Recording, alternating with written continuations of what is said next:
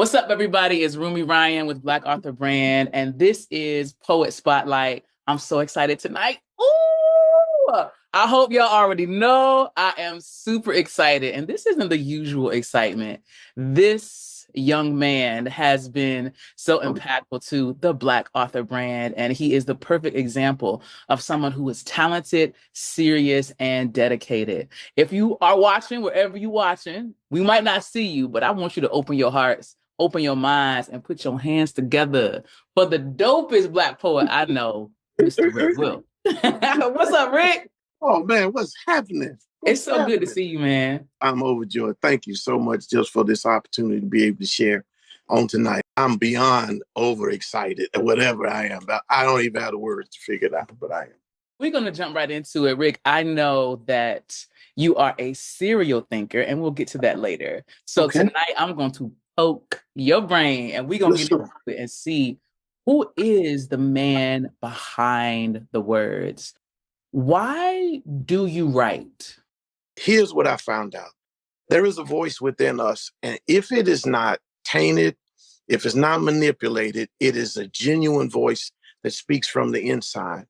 The pen gives us the ability to allow the voice to speak, and it speaks freely. And any writer worth his weight in gold will tell you when we end up writing, when we step away from it, we're blown away at what we saw. It's not this contrived thing. I know what I'm going to say right here. No, it's almost an out-of-body experience to me that is happening. This thing is happening and it's flowing. And when I go back and look at some of the other things, I'm like, wow, man, I'm surprised that I asked myself, did I write that? You know what I mean? So I have to. And as long as the voice is speaking, I have to do it. And I figured that out a while back. I lost my son to cancer. And so while I was going through with him as a caregiver, I was sitting there bedside him, and it just became this way out for me to emote, to express what I was feeling, what I was seeing, and it just continued. That is so powerful. Have you always been able to hear that voice inside of you? Yeah. When you get quiet enough, it comes. Believe it or not, this is my 5th book. Most of the books and the things I've written within the books have been written between 3 a.m. and 5. What I noticed was God, outside of my poetry, with all of the other things, I noticed God started waking. I started waking up at around 3. It happened so much, Rumi, that I started being happy to go to bed. I get it. Because that's what happens. And there's some science to people that talks about what happens in that moment. And it may have something to deal with it. It's probably the most uninterrupted hour and hours of your life where you're not thoughts are not competing with one another, or energies or actions or what your responsibilities. At 3 a.m. ain't nothing going. It's quiet. And I used to say, here's my deep thing I learned, that even silence has a sound. Now you talking, Rick. Now you talking. It does. Even silence has a sound. But you got to get quiet. It prompts us to listen. That's it. And to listen, especially at that hour, you're listening without judgment. You're usually sleepy or you're jarred awake. And for me, there's a certain alertness at that hour where I'm aware of myself. And I'll go as far as to say, because we have a lot of spiritual people that follow our platform, you realize that there's another energy, there's another spirit, there's another being in the room. For me, that presence soothes difficult emotions enough where I can get it out. I can't imagine losing your son and being at his bedside, the weight of emotion that you have carried. What has helped you emote in those times? What helps you write in those moments? I guess just the time alone, the encouragement of other people, and then others being blessed by it. I think those things encourage me. But I think it's just something about that space and moment. Again, like you said, I'm not trying to contribute to it. I'm just trying to let it flow. Just let it happen. Listen, you preaching to the choir. I get it. Just let it happen. It's going to happen as long as ink flows. Somebody said, I didn't. Somebody said writing is like holding a lightning, having the pen in one hand and the lightning bolt hits you in the other. When the lightning bolt hits, the ink flows. And then we experience these times when there's nothing happen. And I learned, just don't do nothing. Don't get paranoid. Don't freak out and don't force it. walk away, do something else. Because when it comes, it comes. And I'm at the point now, I hope my boss and them's not listening. Listen, it happens when it happens. I want to stop here for a minute because you said so many powerful things. I've never heard that quote about writing and the like. How do you handle the moments where it's not flowing? We get a lot of authors and writers here that don't know how to function through writer's block. And many of them try to write through it. And you touched on something in saying like, hey, if it's not flowing, just stop. Were there ever moments where you tried to work through? How did you learn to stop and be okay with not being in a set flow to write? Yeah, because I recognize it's funky, it's woody, it does not flow when you try to force. And so you have to be confident enough to recognize. And I think this is what spending a lot of time doing this is about, because you begin to recognize how this works with you, and you can be confident to say, let's go away, walk away from it. Here's what I learned. A quote I learned was, if there's a problem with output, it's because there's a problem with input. So what I do is when there is no output, I go into what I don't call it that, but it's called discovery. You got to go put something in. Eye gate and ear gate, which means that I go read some things, look at some things, go experience some things, go visit some places, some new places, go do some things. And what that does is discovery. And then now there's input. If there is input, there will always be output. When there is no output, the problem is not in output. The problem is in input. See, and we as writers, we do that. We cut off. I said to myself the other day, I got to get back to reading. I used to be what I consider to be an avid reader, but I've been writing so much that I have not been reading. Lord have mercy, Rick. Yeah, are y'all listening? Because that is profound. You have to step away. I do exactly what you're saying about, exactly what you're talking about. I take moments to step away. I just didn't think of it how you thought of it. This is an input problem. There's not a flow or inspiration because I need to step away, and not step away and cry, not step away and think I'm a horrible writer. I need to get some exposure. I need to see something new. I need to do something with my body. In that way, when I come back to my manuscript, when I come back to my piece or whatever, I will have something to pull from. Man, that is, I've never heard it articulated that way.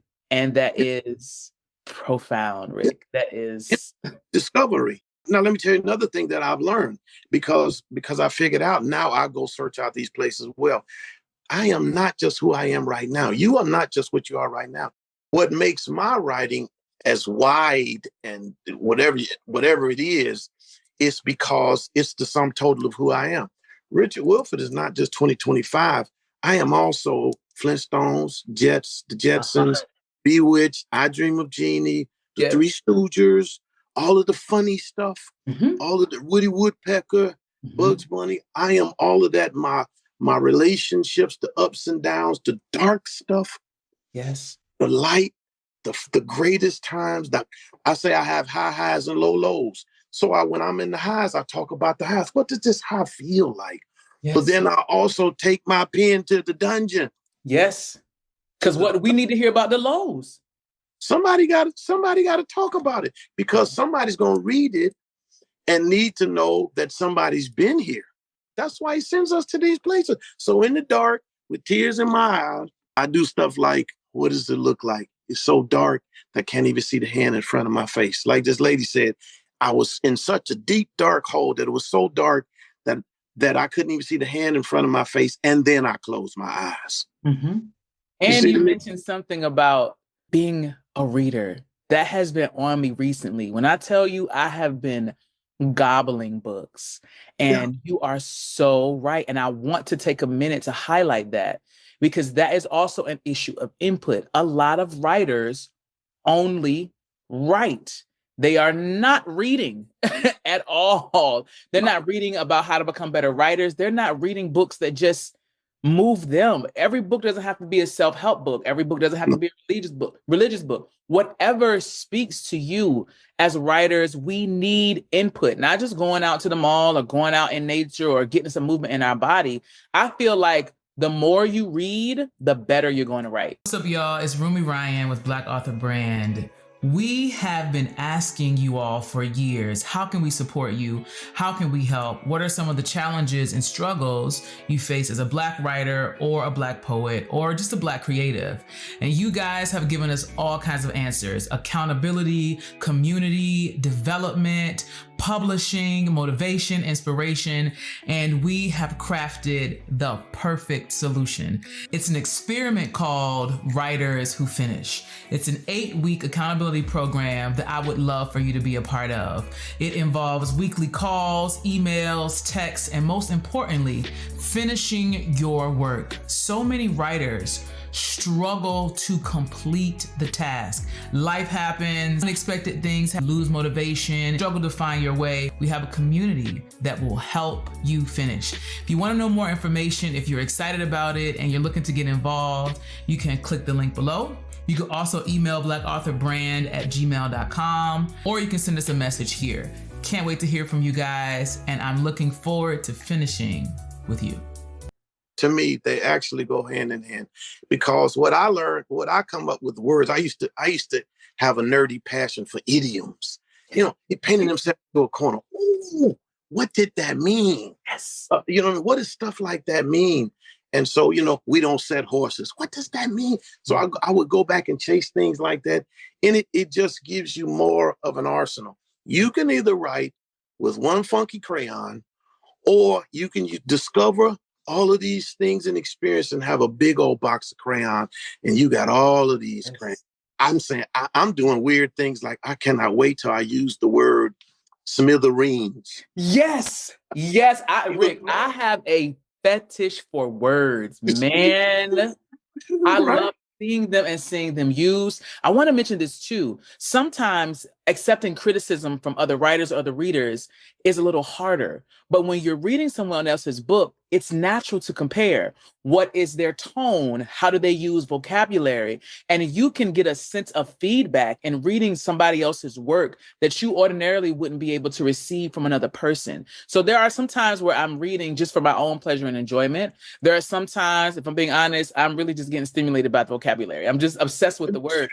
And sometimes I notice things, how they said something, how their sentence was a complete thought, the imagery they use in a sentence, and it sharpens my skill as a writer. So there's so much to glean from reading. I used to be afraid of, I don't want to read anybody's stuff. And even as a preacher, I knew guys that they could tell you who the guy was, what church he pastored. They would quote this and this. And I used to stay away from that, because I used to say, I want my own thing. I don't want to I'm afraid of, and I think musicians do that. That's why they say, we don't listen to anybody else's music. I don't want to plagiarize or even make the mistake of, I thought that was me, but it's because I heard it somewhere else. But when you're genuine and you can read wide, I don't have to read. I don't have to stay within writing stuff. You can read widely. That's what one guy. That's why I go to Barnes. I should have owned Barnes and Noble by now. I walk in Barnes and Noble, me and my baby step right inside and do just like this. We smell the coffee. She goes her way and I go my way. I just walk around and I would buy me a journal and an ink pen.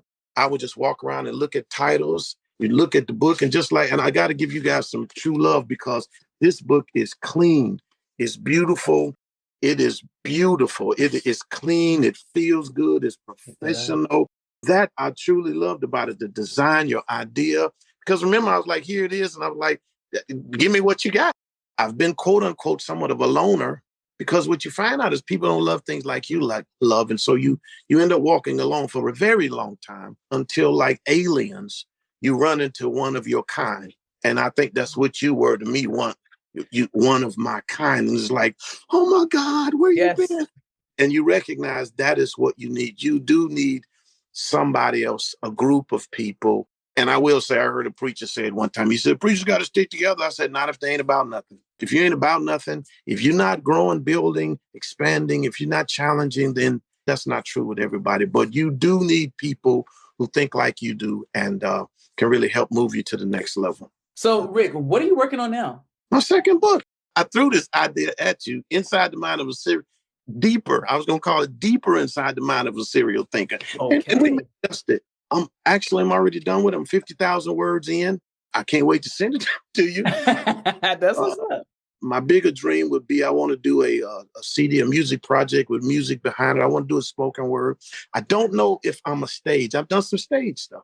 Yes. I don't know if I'm a spoken word stage person because what I do in the confines of my privacy of writing, it has to translate to the stage, and that's a whole different ballgame. You know how that is. But I need people like you to kind of school me on that.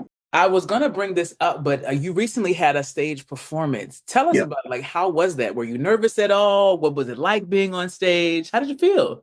Absolutely amazing. I am home on stage, television, and radio. I just know that's just my spot. There's something about me that just comes alive. I am just like a kid, but I did a stage play. And can I just stick in here right here? Keep writing, because writing, it just doesn't end up being writing. Writing ends up being writing song. I wrote a song for a girl, #1 in the UK, but it started with just writing. I wrote this as my 5th book. I've do 2 columns for 2 different magazines. Wow. To say that writing goes from just writing, I mean, look at what you're doing. You know, publisher, you never know how they branch out. They do. You don't even see. What you're doing right now, you don't even see. This is not for this. This is for what's down the line. My tagline is, you haven't even scratched the surface of what great things God has. You say that all the time, Rick. What has been your greatest challenge as a Black author? A lot of authors, they're struggling. There's a moment after you publish. And you're right, Rick, you are a natural. You have a certain charisma. And I want to stop and say this right now. If you are not following Rick Will, we're going to give you his socials and way to connect with him after. But whenever you guys do go to his socials and you follow and see his poetry and his expression, you are without a doubt a natural on stage. You are a natural with expressing with what you do. And because you are a natural, some authors, I get this all the time. Well, I don't know how to be in front of a camera. I don't know how to edit. And I see you and you do anything you want to do. On top of that, you've done 5 books. Yeah. So there is a wealth of knowledge that you can share. So tell us what has been, you can just deal with at present, what has been your greatest challenge as a Black author? Figuring out what's next. You can write a book, but you got to ask yourself, I don't think people get it. When you write a book, because sometimes that's our greatest aspiration. I want to write a book, nothing else. But what you don't understand is writing is speaking. Writing automatically makes you a speaker. It draws you out. So if you want to... Say it again, Rick. Say it again. It draws you out. Writing becomes automatically, you become a speaker because you're a writer. That's why it's so important to connect with people who can help you begin to see the vision for artist development. I did a music CD. I got a music CD. I did a music CD. So I'm just trying to tell you these things from just starting to write. I ended up doing a music CD. Yeah. You know, it's out there as well. But my point is, my producer said, hey, look, I'm getting close to say, hey, Whisper, he said, you know, one day you're going to have to perform these songs. And I'm like, really? Yes, really? It was something that we just don't think of. When you're a writer, you automatically become a speaker. Yeah. If I read your book, what people want is you. If I get Rumi Ryan, I want everything Rumi Ryan does. Yes. I want everything she's written, all of her music. Yep. I want to follow her work because I want the person. People just don't want the book. That's why we read the thing about the author. I want to get the author. If I can get the author, if I can connect with the author and I say, this person, I identify with this person, then I want everything you got. And so you got to know it's going to draw you out, even though as it draws you out, you fighting to get back in. You don't want to do public because you recognize your claim to fame is in private, but private forces you out while you're trying to force yourself back into private because that's your safe place. The worst thing you can do is what's next is important so that you don't write the book. Now you got 500 books sitting in your house and don't know what to do with them because sales was not your thing. And it's like, I want to write books. I don't want to sell books. You telling me I got to go sit somewhere 8 hours with a table with my books, and people do weird things like fold the book, stuff that makes writers cringe. They folding your pages back. They doing all this talking. What? They ain't buying nothing. The people that's buying is buying. The people that's talking ain't buying, but they holding up. Another conversation. But all of this is something that helps you in preparing to move to the next level of what it means to write. I think a lot of authors struggle with that, the what next. And even when I was in the making of publishing my first book, I spent a lot of time walking around that what next mountain. I didn't articulate it the way you did. I knew that writing automatically makes you a speaker, and publishing a book automatically makes you a seller. If you produce books, you're going to have to sell those books. And a lot of authors, especially new authors, they are looking for what I call these vendor opportunities to sit at tables, when honestly, most of your sales are going to come from your family. You know that the people, and not even that, because some family be hating, but usually there's a group of people that you know, they're going to buy a few copies. You're going to sit at some vendor table and maybe sell half of the copies you thought you were going to sell, because most of the people been in your book talking, not buying. But as you tell your story across social media or even an email, or when you at a store wearing a Black author shirt, you are more likely not only to find your readers. That means people who aren't just buying your book. For instance, I know there's some people in my family who bought my book, but they bought that because they love me. They're not reading my book. You know what I mean? And as a writer, you want people to buy and read. Like you said, show who you are, express who you are. You will find your audience. And the audience that meets you is just like you said, when aliens unite. Not only are they going to want to buy your book, they want to follow your social media. They're going to want to know, how can I get deeper inside the mind of a serial thinker? You begin to generate what is called a following. And so there are a number of ways to tackle that challenge. What's next? I'm really glad you mentioned that, because I want authors and authors to be to hear that. We have an established author who has produced 5 books, has a music project out, a national, and you still take the time to ask yourself, what is next? After I publish my book, what is going to be my next move? How am I going to sell these books? How am I going to tell my story? And Rick, you do a wonderful job of doing that authentically.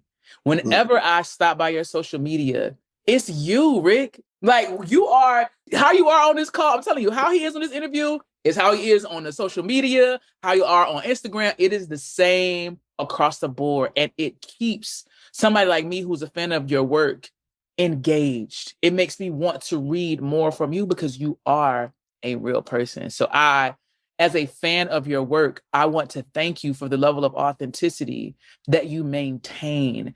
And I know that it is calling your audience to you. You know what I mean? And I hope that people that are watching this are listening to the nuggets that you're dropping about, like, what's next. Writing will also reveal who you are, which means it pulls you out of private places, which means that now you have to come to grips with all of your, see, when the light comes, you're now shining on you. Now all of your insecurities, all of your weakness, insecurities, what you don't like about yourself, listen, your childhood traumas, you think you ugly, your teeth crooked, everything you don't like about yourself, all you've been through, your childhood traumas or rape, your failures, your past divorces, all these things come at you. And it is so easy to try to write and hide. One reason why nobody may never, I'm this first time I'm saying public, the reason why I wrote Inside the Mind of a Serial Thinker is because you really can't judge me, because I'm simply saying what is in my mind. You can't. And you got to know that judgment is coming. Criticism is coming. Somebody said to me, how much is your book? I said, my book is $20. He was like, oh man, that's too much. I can't buy that book. That's too much. And I'm like, but it's my work. You got to love you. I am only here where I am right now. Still got a lot of work to do, but I've done some work at finding peace within. Richard Wilford, that's why I speak of me in the third person. That's why I call myself, I use a name like Beyonce used. What Beyonce call herself? Sasha Fierce. Sasha Fierce and Jay-Z, and people use third person names. Richard Wilford, I mean, again, Richard Wilford, the pastor, Richard Wilford, the preacher, Richard Wilford from Gary, Indiana, Richard Wilford, the C student in high school. You beat your, oh my God, this stuff will bring out, but you got to do the work. You do. And you have to be bold. The things that I thought would keep people away, those critical thoughts, are the things that really cause people to gravitate to you. That boldness and getting over the hump of being super critical of yourself. And it's really rooted in comparison and in our conditioning. We have to get over that. And that is a very deep passion of mine with Black Author Brand. I very rarely articulate it, but I envision stronger, more well-developed Black authors. Yeah. I have no doubt in the amount of talent in the Black community. I do not question that. I think that we are probably I think that we are the most creative. That is me, and that's my opinion, and I'm saying what I think. So can't nobody think about it. We are the most creative. Are we the most developed? No. Are we the most prepared? No. And it is unfortunate because a lot of times we are placed in one of two spaces. We're placed in spaces that aren't spaces of color. They are not safe. We do not know how to speak well about ourselves or about what we've done.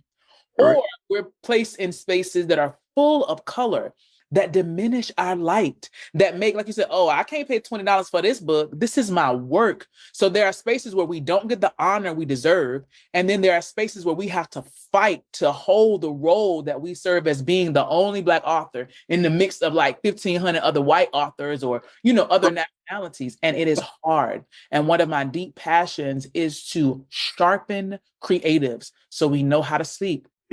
We know how to present on social media. We know how to dress. We know how to sell our books. And so it is such a joy to talk to someone like you because you are an exact representation of that. And I feel like I'm getting emotional. So I'm gonna go ahead and ask another question because when I tell you all up and through my heart right now, Rick, and I want that so bad. I see it like it's right in front of my face. And I'm believing God that it's already done. You know what I mean? So it is. We'll come back to this video sometime and we will see just the flood, the influx of polished, that's what I call it, polished Black authors who represent themselves well. Anyway, tell us about your book. It will. Inside the Mind of a Serial Thinker is it's a litany of me speaking about everything from poetry. Most of it speaks of love stories, romance. Some kind of way I found out, I knew it a while ago. I just would name it as such. I would never accept the title of, especially as being a man, as a hopeless romantic. I still won't. I'm still not claiming I'm a hopeless romantic. Okay. I do believe in love. What I've learned how to do is express my emotions. What does it feel like to be in love? What does that feel like? What does it look like when I'm looking at you? What do I want? What do I desire? What do I believe in? I still believe in real love can happen, trust, and I didn't want to spend my days talking about betrayal, heartbreak, lies, infidelity. I want to speak more in the area of love is true, it's real. You still can believe in love. Things like love, integrity, being honest, genuine. So that's what I talk about. That's about poetry, experiences, good and bad, heartbreak. Yes. How it feels to be lonely. All of which I've experienced. I just talk about it. I may use me as an example. And it's crazy, you talk about stuff and people be like, this happened to you. It's like, everything I talk about is not me. I know how to talk. I'm visionary. I'm imaginary enough to talk about. I can paint pictures and talk about stuff and still explain it in a way. And again, because I'm so hungry for words, writing, the pen is like a paintbrush. How can I paint the right colors so you can see what I see? The goal is for you to see if the flower is purple or bright, rich, robust purple, then I want to write it in a way that you see what I see. I want to put you in the room. Rumi Ryan here, rocking our Black author red sweatshirt. This is one of my favorite. I just love how it pops. I like to kind of like put my sleeves up just to give a little bit of edge. And the way the neckline is, can y'all see that? It just rests on your neck perfectly. So if you're a person who loves jewelry like me, it just kind of works. This is probably like my number 2 favorite. My number 1 favorite is, of course, the Black on Black. You guys will see me in that often. If it's not Black author in a black hoodie or black tee, it's the Black poet hoodie or tee. The Black poet hoodie comes in yellow. The Black poet tee I wear comes in black. But this is probably my number 2.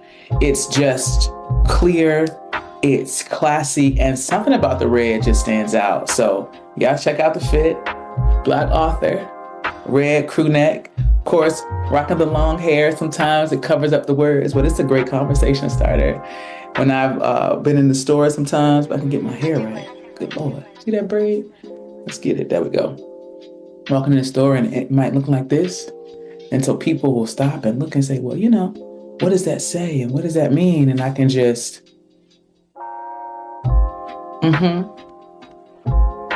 Black author. That's what it means.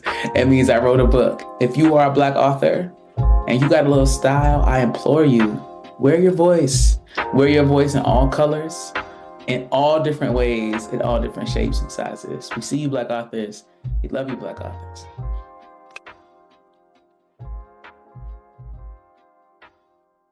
I don't do the totally freaky stuff. I'm going to put you in the room. You do what you're going to do when you get in the room. But I'm going to get you to the room. I bet you that. Listen, I'm making this face because I have had the privilege of reading some of your work. And I'm going to tell y'all now, Rick is lying to y'all when he tells you he can get you in the room.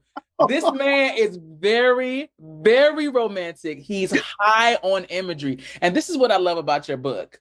There is such a span of content. Like you said, the highs are high and the lows are lows. Oh. It's not just romance. I want to say that inside the mind of a serial thinker, you're going to get a snapshot view of what is inside this creative's mind.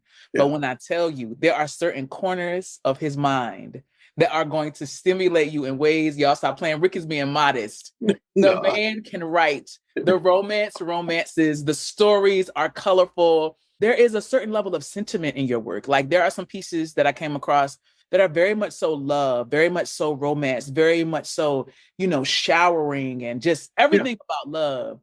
And there are some things in there that are just flat out sexy. Stop playing with these people, Rick. Stop playing with these people. I love artists and writers that make me feel things. Your book comes off of the page. And it's not just, because, we have writers out here who just, there's a certain thing of just being freaky to be freaky. Yeah. Your book is very intentional. Yeah. It's not overdone. I think what I enjoy most about your writing, and I know this wasn't a question, but I'm just sharing this as a fan, is the imagery. You hit the nail on the head. I feel like I am in the room, whether you're describing a story that happened to you personally or one that is a part of your magnificent mind, you leave opportunities for the reader to be on the staircase and to follow someone attractive in the room. And, there was an aroma in the room at the same time. You're so observant. I really enjoy that about your writing. So if you are out there and you really want some poetry that comes to life, you got to get the book. It's a very, very well put together book. Rick, where can we find your book? Like if somebody is watching this and they want to connect with you, they want to get your book, how can we do that? RichardEWilfordBooks.com, or you could do Amazon or Barnes & Noble. RichardEWilfordBooks.com or Amazon, Barnes & Noble. You can find it there. If you do RichardEWilfordBooks.com, then I'll sign it and add your little gift to go with it and mail it out to you that way. But if you do it through Barnes & Noble, you just get the book, so. You heard it here first, ladies and gentlemen. I'm telling you right now, Rick didn't say this, but I'm saying it. Get it from RichardEWilford.com. You want that thing signed. You want that thing to have the gift in it. So we're going to make sure we put your information somewhere on the screen or down below, and go get the book, not because he's a Black author, not because the writing is okay, but because it's really a great book. It's written very well. Like you said, it's clean. It's one of those books you want to have, not only because it's good, but I found myself coming back to it. You have one of those books, and I've heard that about my book too. You have one of those books where you pick it up. You can literally pick up his book, turn to a page, read it, and you're going to get something. 30 days later, pick it up, read it. It's a new story, and it's going to move you. You have one of those books that what I have like consistent pickup ability, and that's powerful. So, ladies and gentlemen, get the book Inside the Mind of a Serial Thinker. What about the writer who's afraid to go back and read your stuff? Let's talk about it. I can't go back and read it. Really? I can't go back and read it. And why? I don't know. And I just get it crazy enough. I don't have all of my books on my, one thing I would tell anybody, buy one book, all of your stuff, and keep it, and do not loan it or give it out. Buy your own and keep your own. We do this thing of loaning out and giving away. Next thing you know, you're the only one out of book. My first book that I published is out. It's not published. Now I got to republish it. But now I don't have it because I gave it away to everybody. But afraid to read it. Just afraid. Again, this whole internal work. Now I'm afraid because now when I look, I'm looking for mistakes. When I first got the book, the first thing I did, as soon as I got the book in, I said, yes, oh my God, I'm so excited. Oh, look at my, I love it, I love it. And then I started to sit down and read it, and I said, stop, do not look in that book. Just tonight, celebrate yourself. Because tomorrow, when you go look in it, you're looking for flaws and mistakes and grammatical errors, and you kill your own spirit. We are our worst. We are. Yes, agreed. You get what I'm saying? So we're afraid to look at it. We're afraid to go back and get it. We're afraid to. Do you read your stuff? What's your experience? I can, but I don't think I'm a good example because I do this for a living. So Okay. my stamina, if you will, for looking at things is a little bit higher. But what I will say is, I think that fear to go back and look at your work is a good thing because it speaks to the completeness of a work. And that's one thing I really love about publishing your book and getting it in a tangible form. You could go back and make changes and republish, but sometimes we're consistently tinkering at the past when we should be focusing on the next thing.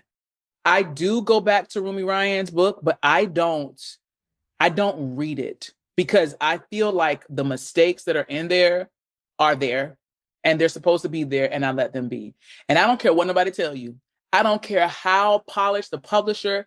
I don't care if you get 100 people to look through your manuscript. When you get your book in hand, you are going to find a mistake. You're going to find something you don't like. You're going to find something that's not spelled right, a word choice you could have. There's always going to be something. And I think you hit the nail on the head. The celebration is in producing the work. The power is being honored by what you've done. And not staying at what you've done, but noting, okay, this was work one, this was book one. Anything I want to change, anything I want to do differently, this is not my only work. So many authors feel like I have to put everything in my first book. I believe that, like you said, writing automatically makes you a speaker. There's no way you can put all of you in your first book. Just from what you said earlier, you're Rick Wilf from Gary, Indiana. You're the person who had C's in school. Who you will be, what you will write from in 2027 is going to be totally different in 2025. So trying to include an eternal being in a finite piece of work, you're shooting yourself in the foot.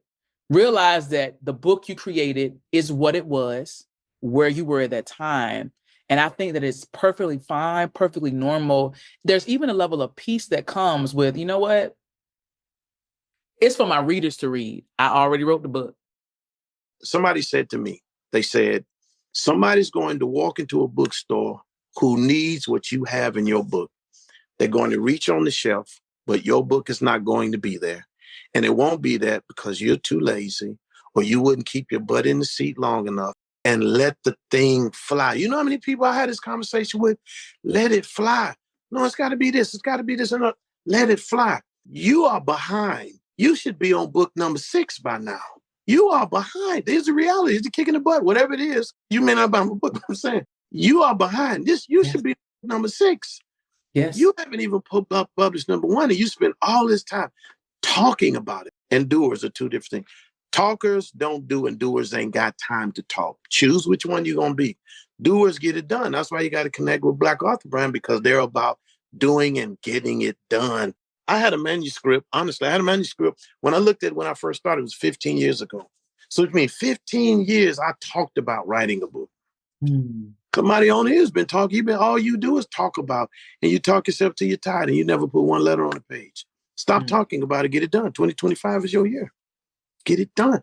Because you need momentum. Get the first one done. Now you've blazed the trail. Now you've got a blueprint. You've blazed the trail on how to get it done from beginning to end. Now you can run everything through that trail.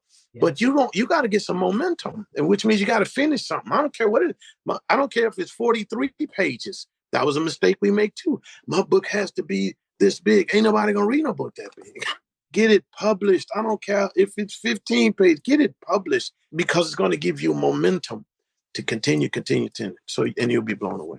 That is such a practical piece of advice, to just get it done and to bring us into accountability, because you're right.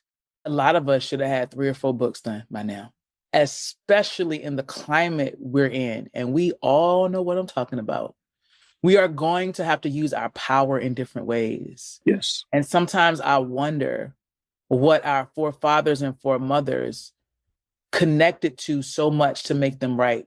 Langston Hughes, James Baldwin, Zora Neale Hurston, Bell Hooks, Nikki Giovanni.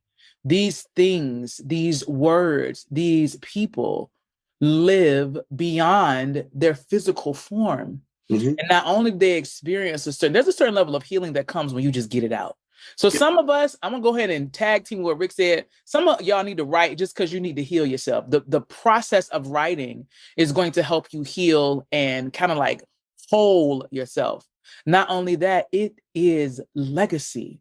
A lot of us, and I'm gonna say this, a lot of us will be talked about in the future in very profound ways. And one of my missions is to keep myself and others encouraged that while some of this, I'll call it glory, we may not see in our lives, our words don't go away, Rick. These books are, like indestructible. So if you want to leave a legacy, there's something profound that Nina Simone says. She says about artists, it is our responsibility to talk about what it was like to live in the time. There are people who will exist who won't know what it's like to exist in 2025 as a Black woman. You're going to know it if you read Rumi Ryan's book. Or what it's like to exist in 2025 as a Black man. You're going to know about it with Rick Wilf, Inside the Mind of a Serial Thinker. So that's such a profound piece of advice. And my heart and my spirit is praying that wherever you are watching this, that you are listening, not just with your mind, but with your spirit. There's a lot of power on this interview. And I want to give honor to that. Rick, you are a force. You are a force. And I am so excited for your next book. Tell us how we can connect with you. Of all the ways, I know we talked about RichardEWilfordBooks.com. On Instagram, I'm Rick Wilf. And then there are 2 pages. The second page is Will the Creative. And that's pretty much it. I'm in these streets. I love them. You know what I mean? So yeah, y'all need to go and connect with Rick. Not only with his book, but with his life. You are a wonder to watch, man. And it has been such a pleasure to talk to you tonight. I want to be honest, Rick, I don't think this is going to be our last interview because I feel like there's so much we can talk about. It's so much. It's the dark stuff that what frustrates me is so many people have the knowledge and the ability to help you. But I would get so angry because people have it but won't help you. It's like, how come you won't help people? We're in the business of helping people. And so you got to find your tribe. You got to find the people that are going to help you answer the questions and they're going to say the honest stuff to you. All of the real questions need to be answered by somebody. So you're not out there and then you don't become discouraged. Absolutely. Because nobody bought your book. Well, nobody knew about your book. Exactly. Or the book you put out wasn't of quality. Your cover was trash. It wasn't formatted. Like, we're honored to have you a part of our tribe. And what you're speaking to is the fact that the support that many Black creatives need is right here. Y'all got to tap in. Like, we have a team that's looking for Black authors to help inspire, to help encourage, and to help polish. So I want to thank y'all for tuning in to Poet Spotlight. This is probably going to be one of my favorite interviews. Rick, I love you so much, man. I love talking to you. I love what you do. Wow. I'm so inspired by your work. I can't wait to read deeper inside the mind of a serial thinker. Y'all go get this book. Y'all connect with his life, connect with the movement, and we can be talking about you here on Black Author Brand. So that's a done deal. I mean, I want to see it's internal stuff I want to get to, like to put Black author on your shirt. That's an issue. That's an internal thing that I had to work through for me to say I've been a lot of other things by title, but to be now a poet, for somebody to say you are a poet or you are brilliant and right, these things are heavy. You just don't take on this stuff. And you know what I mean? So it's a lot of internal work. And I guess Yes. what I'm about, I was afraid to read my thing. Maybe the reason why I'm afraid to read it is because I'm still battling with these crazy voices about what somebody else gonna think. Right. It's important to wear your voice. And I've shared this story before with how Black Author Brand started. I created this shirt to inspire me, to remind myself that I was an author before I published a book. And it got me talking. It got me to adopt the identity and to quiet the voices. And so you, again, you all up in my spirit, because a lot of the problem with Black creatives is internal. It's not that you can't write. It's not that you can't create, but you actually don't believe that you are an author or you are a poet or you deserve that title or that honor. Yes, you do. I repeat, yes, you do. And even if you don't believe it, there is power in wearing this shirt and wearing these hoodies. It will cause your mind to shift and change. And so I'm trying to, I don't know if I mentioned this part, but I remember having this dream and I said to myself, I wonder if there are other Black writers.